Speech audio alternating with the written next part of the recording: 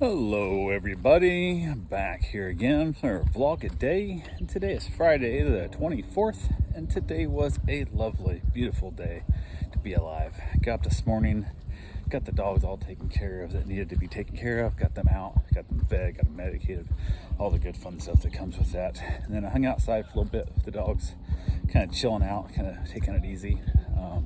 Had a meet and greet to go do. So I got that wrapped up and all that fun stuff that went with that. Had another dog getting dropped off.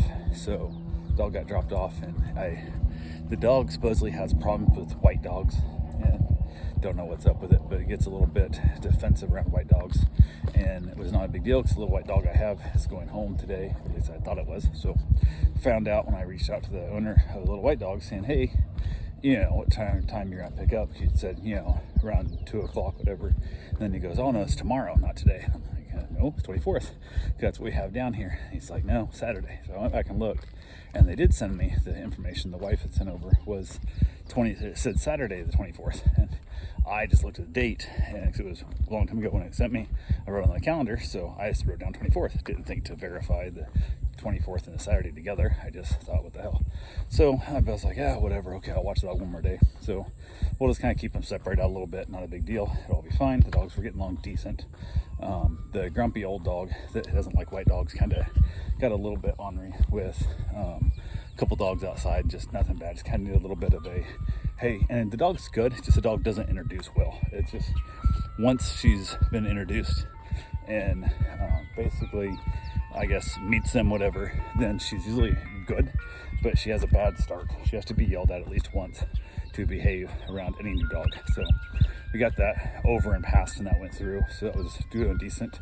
And then I went ahead and had a couple other things going on, and then later on the day he reached out and said, hey, can you watch the dog one more day? So instead of even one more day, I thought, and now it turned into 2 more days. He's gonna pick the dog up on Sunday instead. So I'm like, yeah, I'll make it work. It's not the end of the world. It just kind of wasn't what I was after. So I got a little Chihuahua here I'm watching kind of as a test run before a long stay coming up.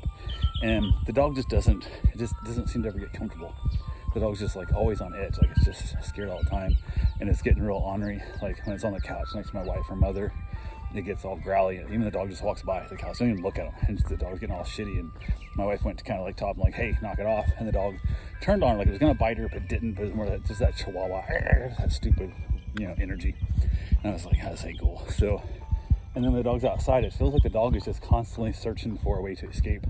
Never settles down, never just kind of lays down next to you or chills out, or even when it's playing toys, just constantly looking for a way to get out. And so I'm constantly on alert with the dog, and it's barking at nothing all the time. No other dogs are barking. This dog's barking at any sound, any sight, any light, anything. So I'm probably going to tell him that I don't want to watch the dog long term. I'll probably put it in as one of those deals of, hey, if you can't find anything else and you have to do this, I'm willing to do it, but I prefer not to do it because it just is one of those things where the stress level is just a constant. It's like just, I don't know, I can't have my relaxing job of watching this dog. It just becomes a very high adrenaline type. I'm always thinking, what's gonna happen? When's the dog gonna run off? And the dog doesn't come back, and you call it, doesn't listen to you. So you gotta kind of chase it around the yard and get it to where you can either corner it, pick it up, bring it inside, or basically chase it back into the house. And it just makes for an unpleasant stay. And luckily I have enough clients that I don't need every dog anymore. So let her take this dog to somebody that has no other dogs or wants to have the dog on leash 24/7 outside kind of thing and whatnot. So really just not my preferred dog. And luckily I don't have to watch every dog anymore. So got that done. Talked to another couple who are bringing a dog over for like a test run tomorrow, so they're gonna drop it off tomorrow and stuff. So we set up our time frame of when they wanted to drop it off, pick it up, and all that good fun stuff there. So went ahead and kind of hung out, decided I was gonna put my 3D printer together, and I didn't bother putting together yet yesterday because I didn't have the card reader. Well, it came with a card reader, which didn't matter, but the center stuff. So I got it all set up, got it all assembled, and got it bed leveled and all that good fun stuff. Got it plugged in. Did a couple test prints on it that basically comes on the card. It's like a little rabbit, like a little cat kind of thing, like a little coin. So I got those 3 printed out, and they all turned out decent.